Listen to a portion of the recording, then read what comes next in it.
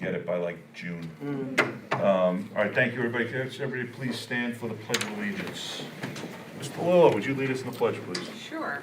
I pledge allegiance to the flag of the United States of America and to the republic for which it stands, one nation, under God, indivisible, with liberty and justice for all. Thank you.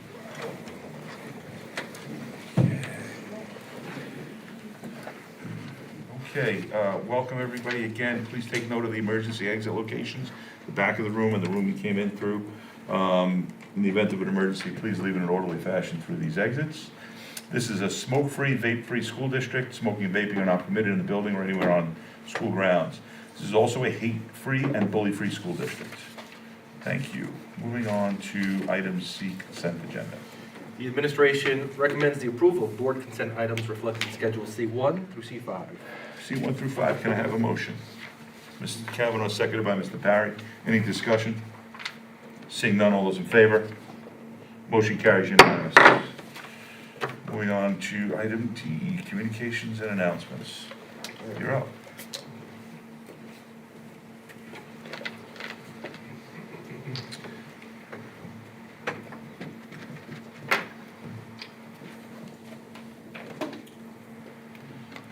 Good evening. Hopefully everybody's been able to stay warm. Kind of, as we used to call it, my neighborhood, it's brick out there. It's really cold. All right, let's get right to it. All right.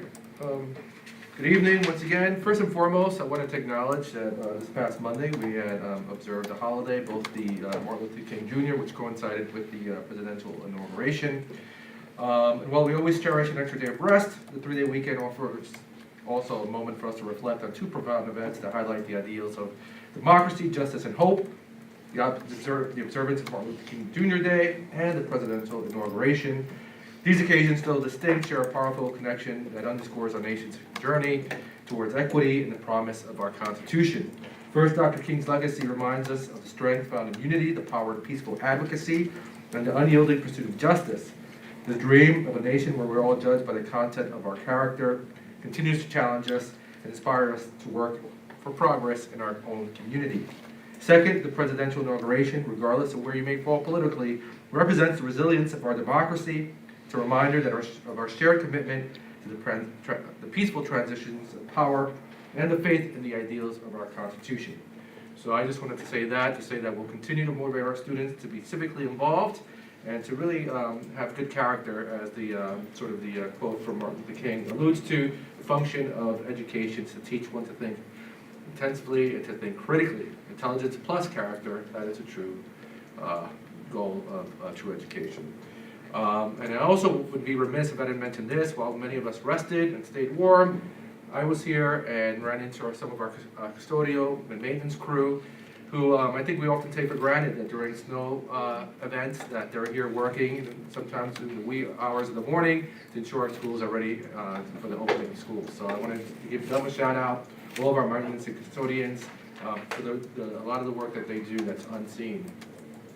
I also had the privilege of attending our first chamber concert at the high school, which featured a lot of talent. I just want to underscore the fact that a lot of these students practice.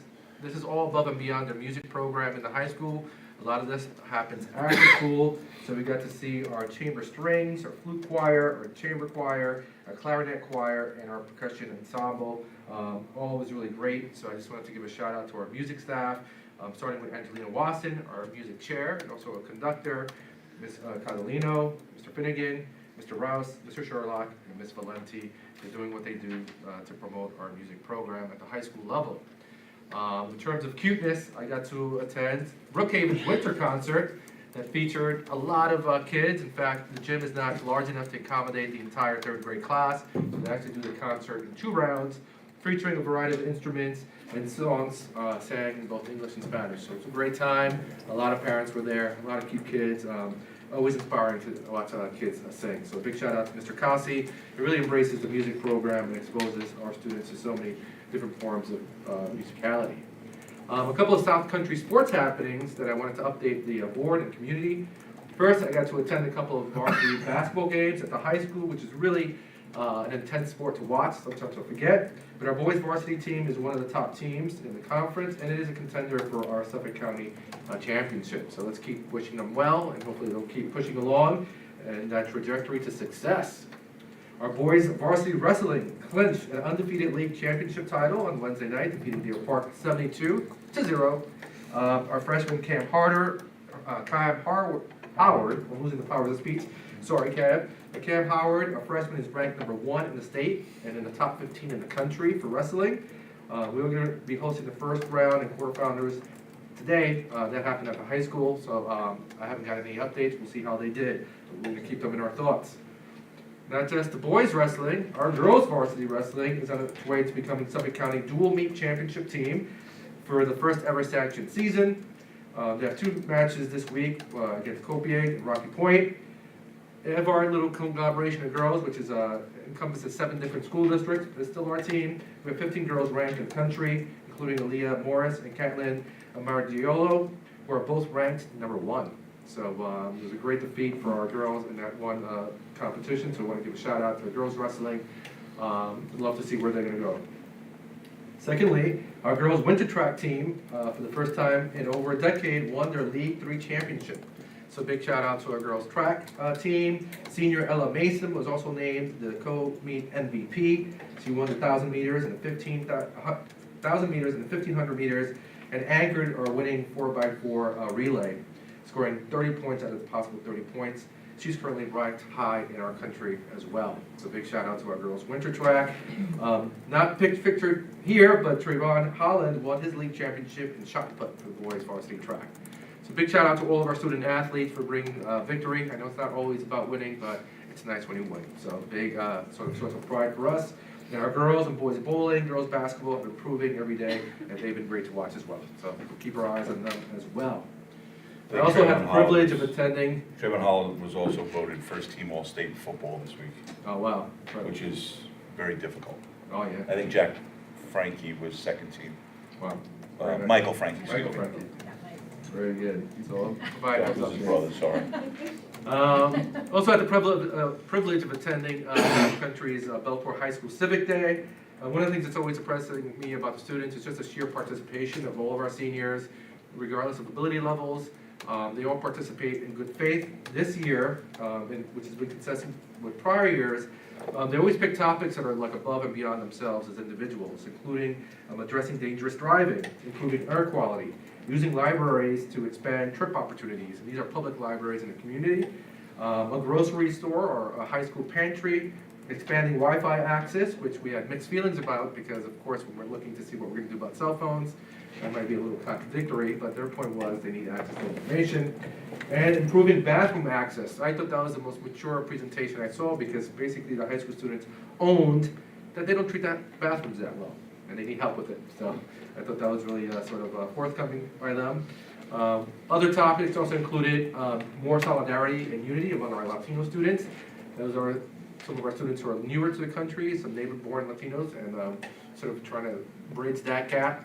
The seniors promoted a senior walk at Belport Middle School.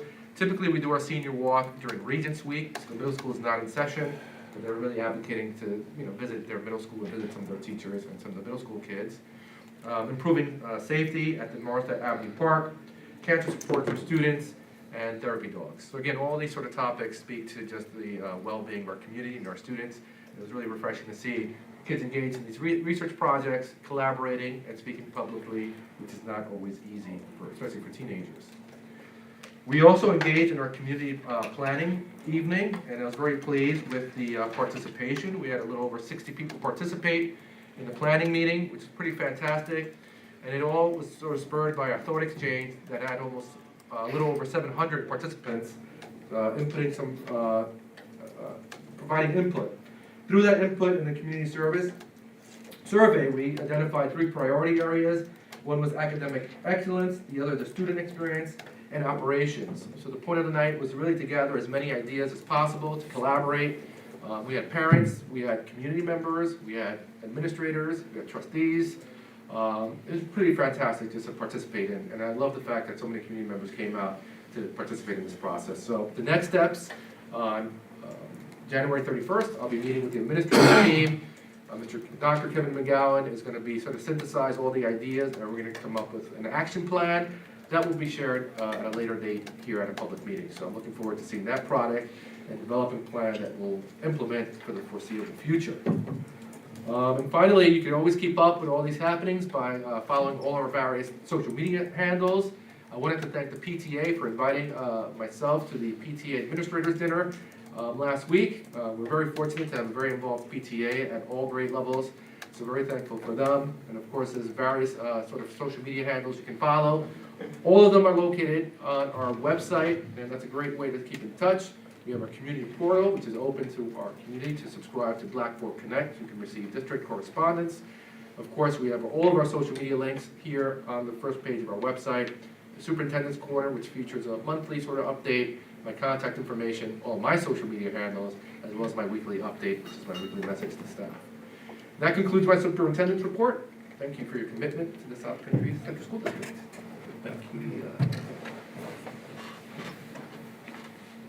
Okay, oops.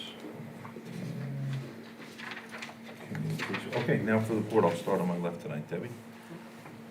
Just echoing some of the things that Mr. Santana spoke about, the concert at Brookhaven. Again, if you're ever feeling blue, go watch third graders sing. It is just a shot of joy. This was the first year I attended Civics Day. I was very impressed with the content of the presentations by the students and the fact that the things that they were suggesting were not for them. It was for the future classes. So that was a very happy day too. And the third thing was the chamber concert. Kids are great, I love watching them, but I think something that kind of gets missed a little bit is between the groups, the way the the staff moves the chairs, moves the stands. There's a couple of kids that do volunteer to help that as well. It all makes the concert great, and it just makes the talent look that much better when all that is handled so quickly by the staff. But that's it. Tara? I don't have anything. Says. I'll echo Ms. DeLillo about the Civics Day and also the Chamber concert, which was a delight this year. Also, with regard to the strategic planning meeting, I was really gratified to see how many members of the community came out for it. So there's been a lot of participation by community members, both in doing the surveys that had gone out, as well as attending a 4-hour session between 4 and 8 at the high school.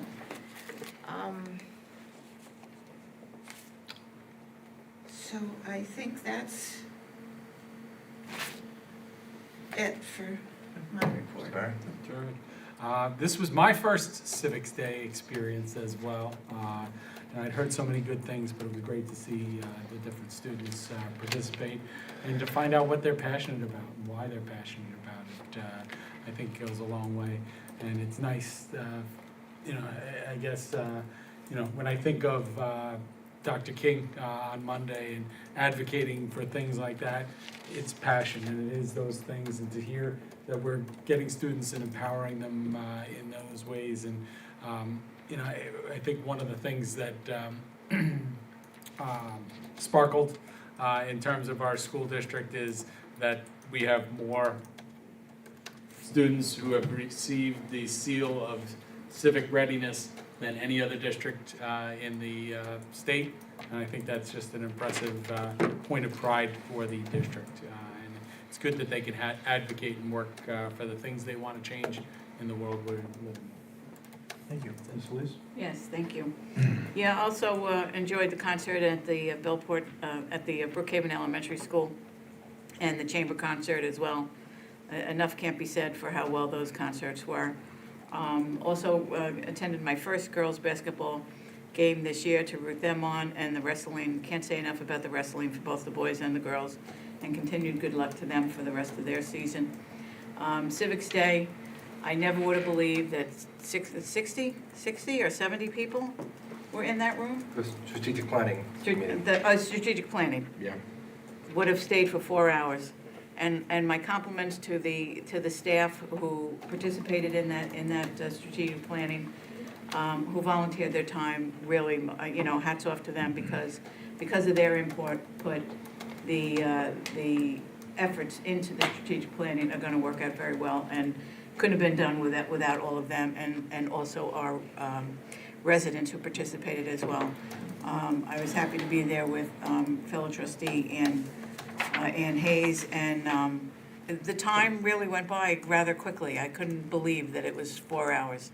So, job well done, and I'm looking forward to the results of it. Civics Day also, equally as impressive, and as in past Civics Days, I like how the students are looking forward to help other classmates, not just themselves, and the responsibility they take about it. And then an extracurricular activity, but so relative to the work we do here in the school. Ann and myself attended a Martin Luther King celebration on Monday, sponsored by the town of Brookhaven and the NAACP, a day of service, which was truly meaningful at the Bellport Country Club, and very, very well attended. Over 300 people were there, and something that I'm very, very glad that we attended. Thank you.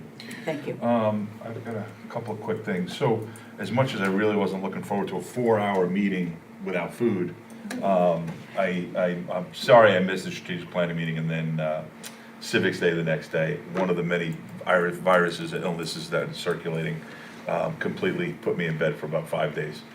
They swear it wasn't the flu, but it felt like it. So I was sorry to miss all that, but I'm glad to hear it went well, specifically that strategic planning meeting sounded interesting, and like I said, I'm sorry I missed it. A couple of quick things. I did get to see a wrestling match. I'm a basketball guy, so I don't watch a lot of wrestling, and I always regret it when I go. It was really a lot of fun to see the boys and girls competing side by side on the mat. So as dominant as our boys were, I found myself watching the excitement on the girls' side more so.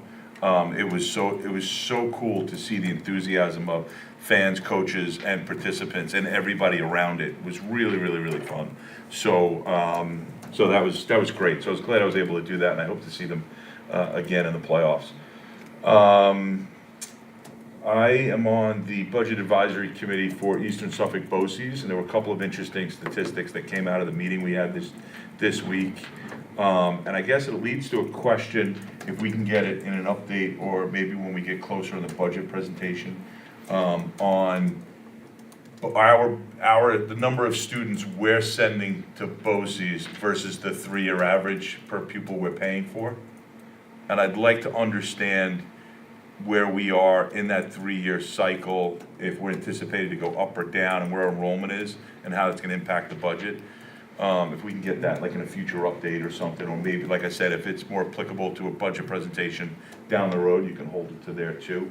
But it was brought up, and for those who don't understand, we pay a fee on a 3-year average of number of pupils. Some years you make out, some years you don't.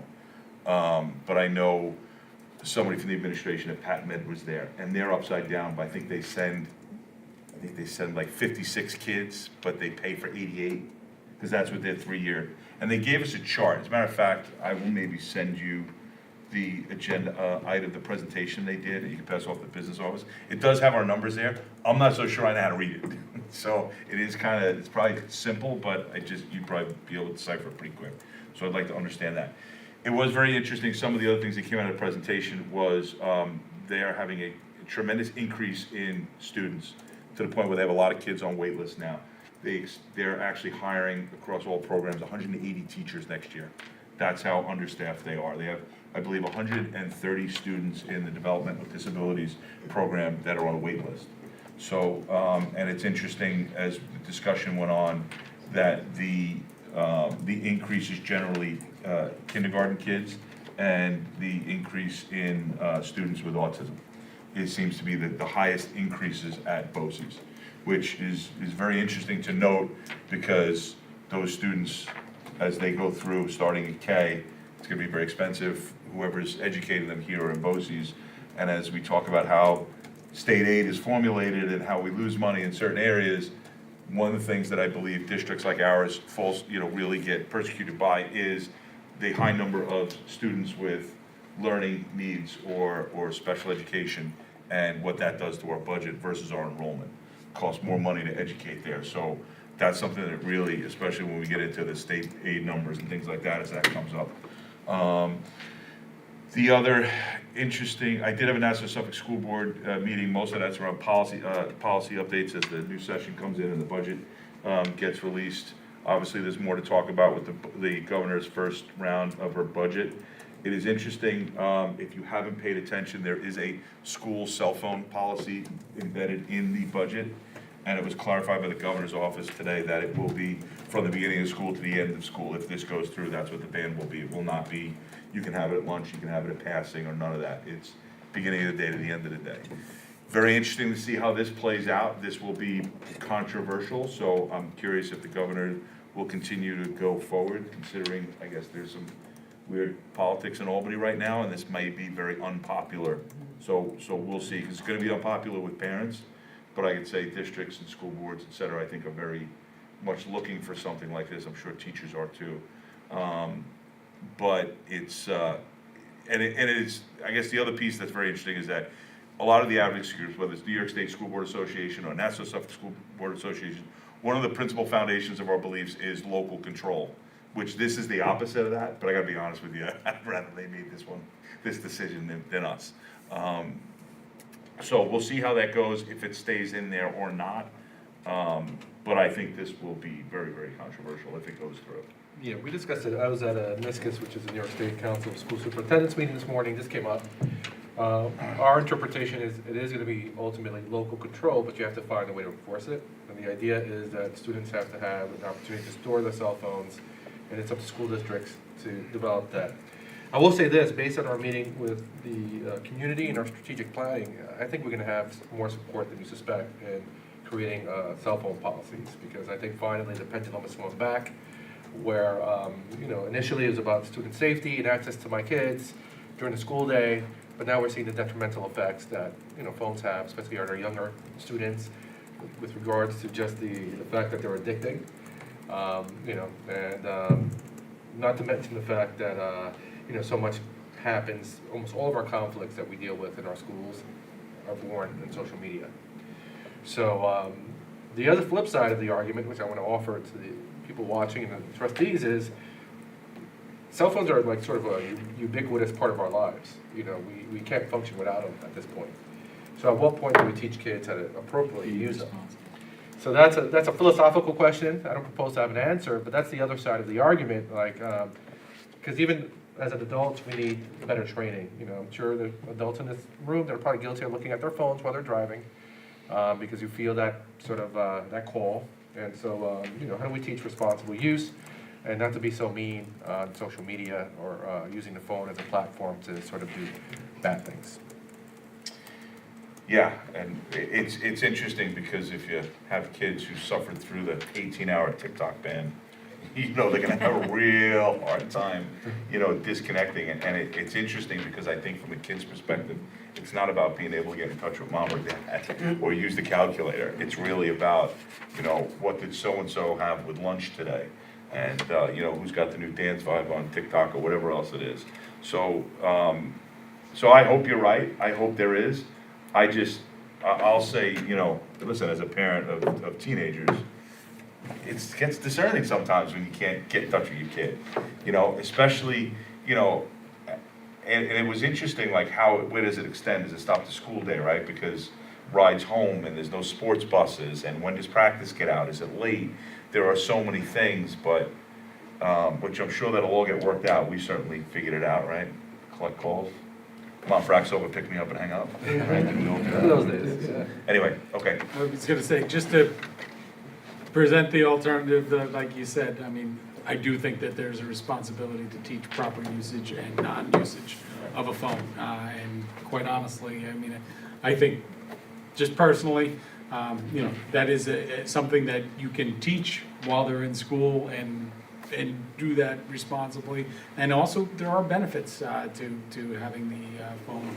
And I'm not talking about TikTok and whatever those things are. I don't think that that's necessarily, but to have it be all along, and speaking with upper grade teachers and administrators in middle school, you see a flip-flop in terms of whether they want it or whether they don't want it in the school. And to me, that's an interesting thing, to have a whole ban on the whole, all ages and all grades. So we have to develop a plan by August 31st. That's the kind of the directive as it stands now by the state. My concern is, when you look at the language, it speaks about no cell phones on the campuses. So does that mean on the athletic fields, during sporting events, on weekends if people are coming down for sporting events? So we really have to kind of tease that out. And also, like, in terms of storage, a lot of people talk about Yonder pouches, which are expensive, and we learned today that they had spent several $100,000 lobbying the governor. Wait, who did? Yonder, they make those pouches, those magnetic Oh, pouches. yeah. So there's always, like, it is capitalism also, but we'll develop a plan. A lot of school districts have already implemented plans that have been successful. And the other pieces arise in sort of disciplinary referrals. I characterize it as the or what. So if a kid has a phone, what happens? And we have to really think that out, because if we want to develop a policy that's sustainable, and sort of that's not going to be a monumental sort of waste of time if you're really fighting the cell phone fight. Got it. We Thank you. got work to do. All right. And that is, I think, all I have in my phone. No. Okay, thank you. And moving on, do we have any cards for, no, nothing? Moving on to item F. Item F, items for discussion. The first item for discussion is just a sort of revision of our code of conduct. We wanted to make sure that there was language that speaks to the appeal process for suspensions that was inadvertently omitted from our current draft. So we provided the trustees an opportunity to have a first read, and we'd like to sort of include this moving forward in our code of conduct. Can Okay. we waive the second read and go ahead and, I think that was the original Yeah, plan. Yeah, So that it's is been- the talked about original at the last meeting. So this is on, we already did that, so this is an action item. okay, you I got don't it. think we need a motion to waive the second No. reading, we could just adopt it. Not for the Correct. public hearing. Got it, okay. So, am I reading the recommended action, or is Tony? No, I think it's me. All right, resolved upon the superintendent of schools, the Board of Education approves the updated 2024-202 Code of Conduct as revised. Can I have a motion? Ms. Hayes, seconded by Mr. Lillo. Is there any discussion? Seeing none, all is in favor? Motion carries unanimous. Budget presentation. All right, moment everybody's been waiting for. It's budget season. Yay. All right. It's not a lot of enthusiasm. Yeah. Sorry. All right. We'll get through it. Forgot my street. There'll be more enthusiasm when it's the last budget presentation, not the first. Yes, absolutely. So, budget season. Just keep up my slides. Wabbit season. Wabbit season. Duck season. Duck season. Excuse me.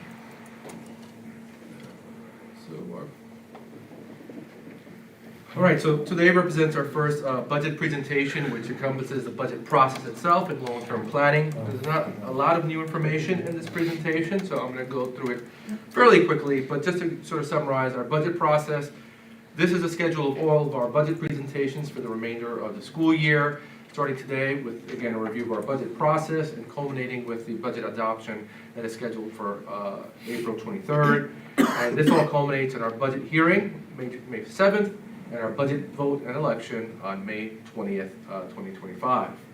In terms of process, again, we had started this process back in November with our administrative staff, where we started discussing the budget process and sort of mindsets and sort of directions that we want to go in, and trying to identify programmatic needs. In December, we provided training, again, on how to use the software and the budgetary process, including, again, the software and this, sort of push to be as accurate and as efficient as possible. In January, that's when we start building departmental budgets, staffing tables, and we start that process. Mr. Hudson's already started his process of having staffing meeting with the respective building administration. February, we actually look at our full-time equivalents, and we make that proposal, which is like differentiating between the wants and the versus, the needs, sorry. March is the actual staffing requests are verified. We wait till March because a lot of our staffing requests are sort of driven by high school course requests. So depending on what students want, we have to see if we have the adequate staff to meet those needs. April, the school budget's finalized, presented to the Board of Education and adopted, and then again in May, we hold our budget hearing, which is basically a summary of the proposed budget, which is followed by the vote. So right now, we're in January, so let's get to it. In terms of administrative considerations, we always look at our board priorities, which is to develop fiscally responsible and transparent budget, maximizing efficiency and economy, ensuring the district is using, sorry about that. No idea what that is.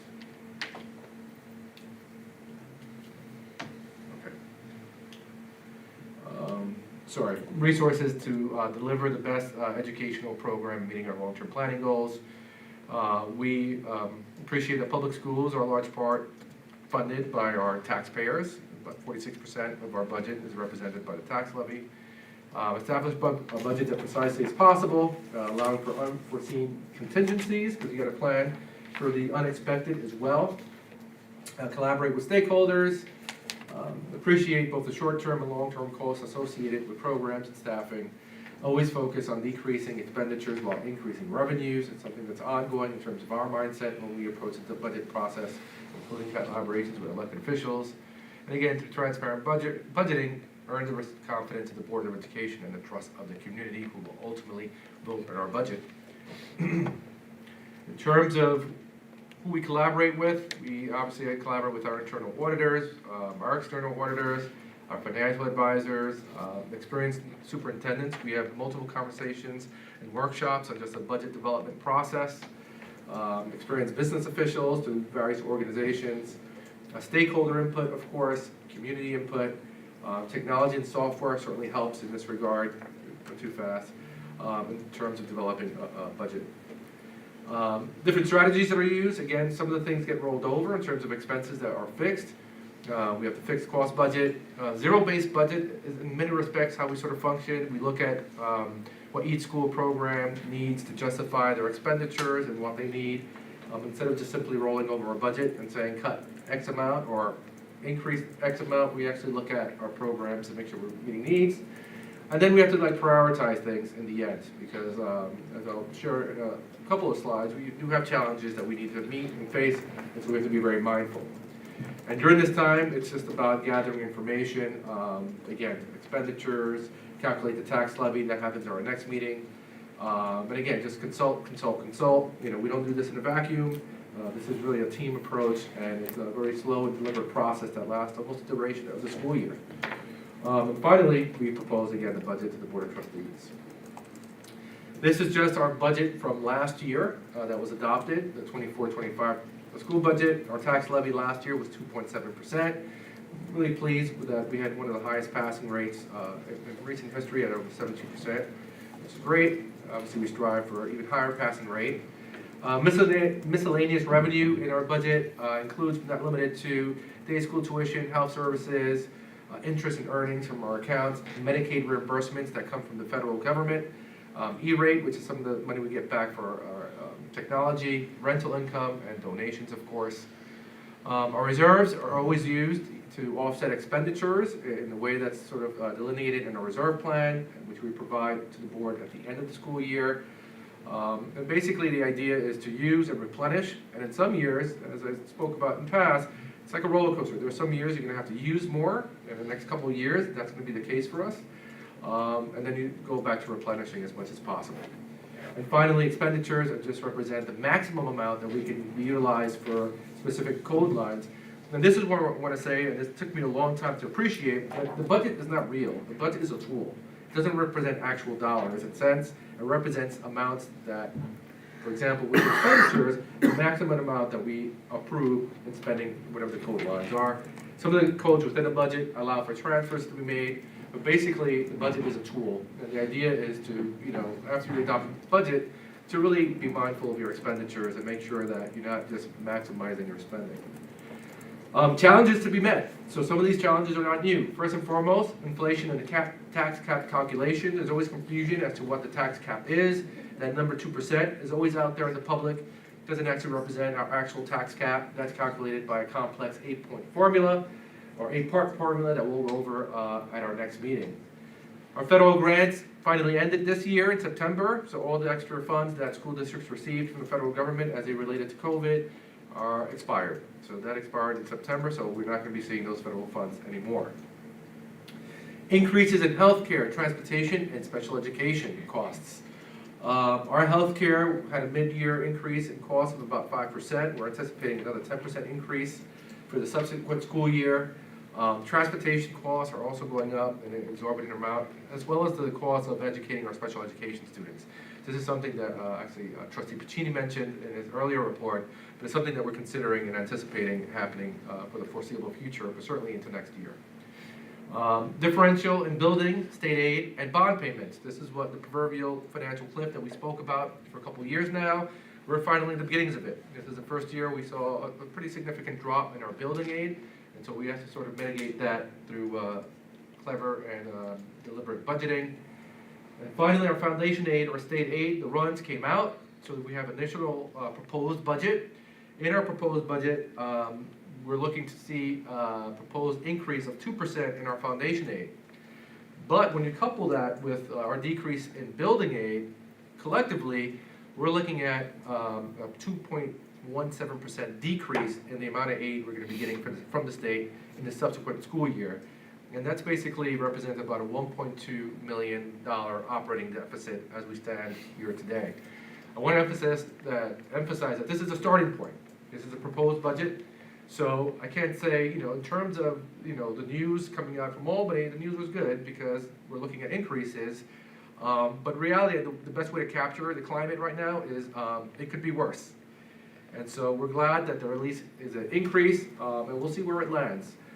The reason we're getting 2% is because we're considered a hold harmless school district. What that means is hold harmless school districts don't risk aid being decreased if there's a decrease in enrollment. So basically to try to keep a level amount of aid year after year. If we would have gone state, and this is according to the state based on these preliminary runs, if we would have gone strictly by the foundation aid formula as presented this year, we would have received about $37.5 million in foundation aid. The 2% represent $41.7 million. So it is a little better than we would have gotten if it was a straight formula and we weren't hold harmless. But like I said, this is a starting point, and we'll see where the state goes, and as the budget process continues, and there are going to be advocacy efforts, obviously, from my association, from NYSBA, and as well to our legislators in March when we go for a lobbying day as superintendent. Challenges to be met. This is district use of reserves. Of course, our school budgets have an assigned fund balance that allows us to sort of plan in the current year, or rather next year's budget, monies that we use in the subsequent years, budgeting process. The unassigned fund balance, the state allows us to keep about 4% of our fund balance unallocated. In other words, we can use it at our discretion at the end of the budget cycle as we plan for the following year. Part of the Rockefeller report actually suggested that they increase that cap for school districts, but that was not implemented in this current year. And then we have reserve funds. Our reserve funds are basically I liken them to like savings accounts. They don't represent different accounts. We have one general fund where all the money is held, but these are monies that are allocated for very specific reasons. In South Country, we have a capital reserve fund that's actually that's actually held for any capital improvement projects. We approved a $10 million capital reserve. As it stands now, I'll show you the balances in the subsequent slide. We're hovering a little over $4 million in that reserve. To use that reserve, that requires a public vote. And in the last couple of years, we had a public vote that allowed us to install new camera systems and locking mechanisms, the turf field, a staircase at the high school, the Critch windows, which hopefully will be breaking ground this summer. Excited about that. And so those were capital reserve votes, in addition to some of the capital improvements that we embedded in our school budget. We also have a retirement contribution fund, a TRS, unemployment insurance reserve fund, and workers' compensation reserve fund. So those are sort of our balances, year after year comparison. If you see that there's been a decrease in our balances June 2024, part of that represents the use of the capital reserve that was approved. That was a little close to $1 million that was approved. And the other represents our reserve plan, the intended use of our reserves. So as you see, we've had some pretty healthy numbers in terms of our reserves. There's a little dip. We'll probably have another dip in the next year or two, and then we'll start replenishing them Which brings me to our next sort of slide, actually, 2 slides from now, but this slide just shows where we're at in terms of our reserves. So our capital reserve is partially funded. Again, we approved $10 million to be to fund that, and we're about $4 million. Workers' comp is fully funded, unemployment is fully funded, and these are all based on sort of percentages. So fully funded reserves indicate that it's consistent with guidelines, and we're not, and we're at the recommended quantity. Partially funded indicates that we have not yet reached capacity based on guidelines. Again, use of the funds in the capital reserves requires voter approval. And again, capital projects generate building aid. And the New York State requires school districts to submit estimated ending balances as well. Did you skip a slide? Did you skip a slide? No. There's a page 10. Yeah, we did that one. Did you do that one? Yeah. It just shows our comparison, our balances for our reserves. Oh, so you didn't go through it in detail? Okay, all right. Really, the takeaway here is that we did building reserves the last couple of years, and the next couple of years, we're gonna be using them probably to a greater extent than we're replenishing because of the whole disparity in the. All right. So I'll go through that again. So again, New York State requires school districts to submit estimated ending balances as well as the intended use of the reserves for the upcoming school year. That's typically done at the end of the school year, and we submit our reserve plan. This basically is a 5-year projection. This was submitted to the board in April of last year. If you look at our projection for the only difference is we eliminated 2024 because we're in that current year, and we added 2029. I just wanted to point out that we saw a deficit or predicted a deficit of about $1.2 million when we made this projection, which is basically what it is as it stands right now. So I just want to applaud Mr. Gee for sort of accuracy, because this isn't always as accurate as it can be.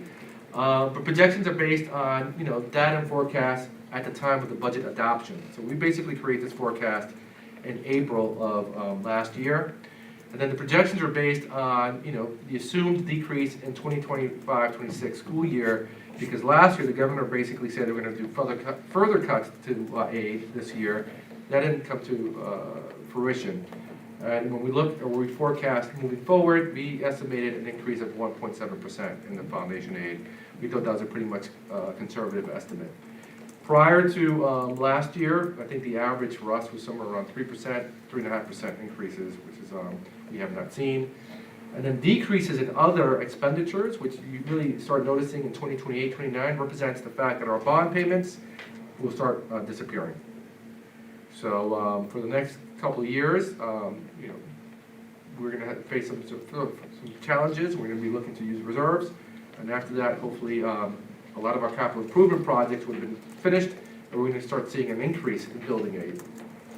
You just said the bond payments would disappear. The bond payments continue, right? The They don't reimbursement? completely disappear. That's over time, but there's a significant decrease in the 2028 school year. So we took out a bond, and then we refinanced, and that's why there was that disparity. Yes, but I thought you, all right, I thought you said that we didn't have to pay anymore, and of course we do. No, eventually it's gonna be paid in full. Well, Yeah, for these. but not in those 2 years. I'm sorry, we spoke on the phone to give you context before. Our bond payments aren't completely paid off in 2028, but they decrease pretty significantly. You can look at the chart. They decrease. And the ones that continue beyond these 3 years are the ones that were refinanced, Correct. which was a low interest rate, low payment, correct? So if you look at the difference between 27 and 28, that's a little over, it's almost like a $2 million decrease. All right, so again, during the budgetary process, when we propose another 5-year outlook at the end of this budget process, it may look somewhat different because obviously this will be new information, but that's where we're at pretty now. And so the $1.2 million deficit was not really a surprise to us. And again, just to recap, our next meeting will be our tax cap and revenue overview, which is always exciting. We'll save that for next time. See, he's laughing. And but again, we'll go through the budget process. Hopefully we'll have a successful budget vote on May 20th. So at this point, I'll take questions. Questions from the board? Just, it's much better to look at the 5-year projection. This question goes to both you and Mr. Gee. When Mr. Gee got here, you were presented with that 10-year projection, were you not? Yes. And that was ridiculous, was it not? Oh, I don't know if I use that word, but certainly not where we It landed. just didn't, it just, okay. But your answer answered my Yeah, so we question. made some like sort of corrections to the budget over the last couple of years, if you noticed. It's, you know, we actually proposed a budget that was less. Well, this than is the a more prior. realistic view.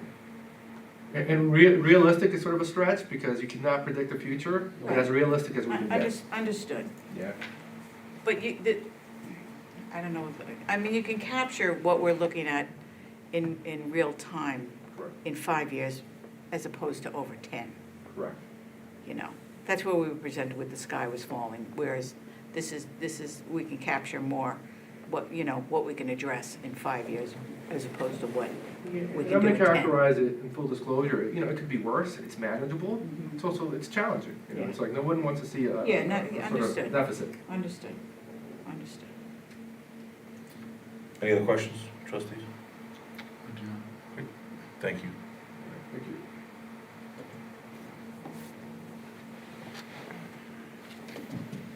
At least Ms. Segui is still smiling. Early in the process. She's downright laughing. That's because we just started. Yeah, exactly. Just Mid-March is when it really gets ugly.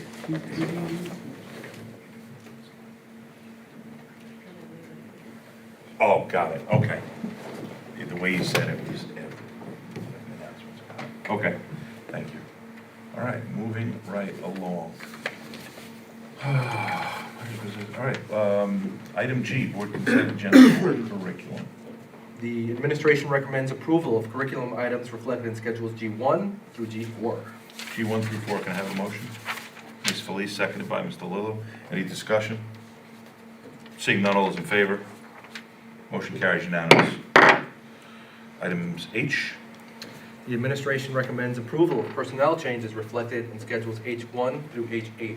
H1 through 8, can I have a motion? Ms. Kavanaugh, seconded by Mr. Lillo. Any discussion? Seeing none, all those in favor? Motion carries unanimous. So I'm going to do something a little unorthodox and ask Trustee Pachidi to pause a minute. First, I want to acknowledge Tiffany Kajik. She is our new nurse for South Haven, so elementary, pre-K center. So congratulations on your appointment tonight. She's here tonight. I just hope you have a high tolerance for cuteness, because those kids are cute. Secondly, you know, I'd be remiss if I didn't mention something.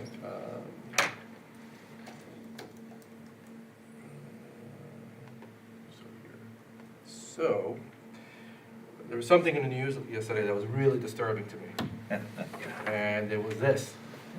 Suffolk Times reported that a certain name, Beth Doyle, was appointed as a district new superintendent in Greenport. I was like, what? I mean, first, you know, before I continue, this is not her first foray into the superintendency because she took a lot of pleasure in assuming the role here when I was in Asia. So, you know, and she did a great job for those 2 weeks. But I just wanted to say it's really super bittersweet, but I want to say congratulations to Beth Doyle. But more than that, I want to say thank you. Beth came to South Country during COVID, a tumultuous time, and really instilled so many different practices in our school district. In many ways, I see her as a mentor to me and her knowledge base on curriculum items that I have a huge learning curve. When we talk about all the things that she sort of pushed in our district from our restorative practices, our social emotional learning, our literacy programs, just her advocacy for learning and for our staff is really just second to none. And so, you know, supportive as I was of Ms. Doyle during this process, seeing her get appointed last night was really upsetting to me. So I want to say that, and I say that with love. But it's been really fantastic working with you for the last 2.5 years. I think you're an inspiration to a lot of our staff members, our administrators, and you know, I'm never like, it never ceases to amaze me how you persevere and you push forward. And it's a very well-deserved sort of position. So I wish you all the best of luck. I will see you on the other side. I keep teasing her. It's like, be careful what you wish for. Once you cross over, the world looks a little different. But congratulations to you. I just want to acknowledge you.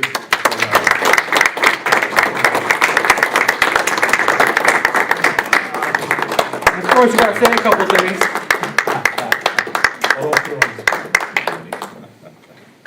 Thank you so much, Mr. Santana. It has been a true honor to serve this community. It's an amazing place, and I have learned a tremendous amount. This journey at South Country has improved me as a human being, as an educator. I've made some amazing relationships here that I know I'll carry through to Greenport and beyond. I'm so grateful for all the support that I've received from all of you, from Mr. Santana, from this amazing staff. It's bittersweet. I'm gonna miss it here, and I know that this district's gonna continue to thrive, and I look forward to seeing that, and just thank you so much.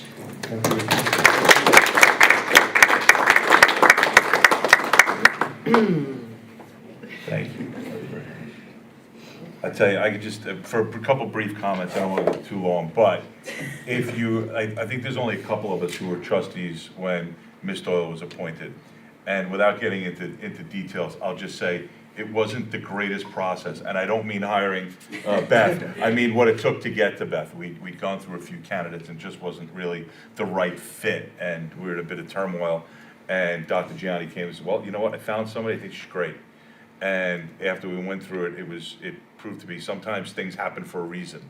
And sometimes, when you go through that process, I'll say from my point, I've really enjoyed the professionalism and the knowledge you brought to your department. And I think the relationships you built and the equity you built and the foundation you built with staff here is gonna last a long time and will serve your replacement very well.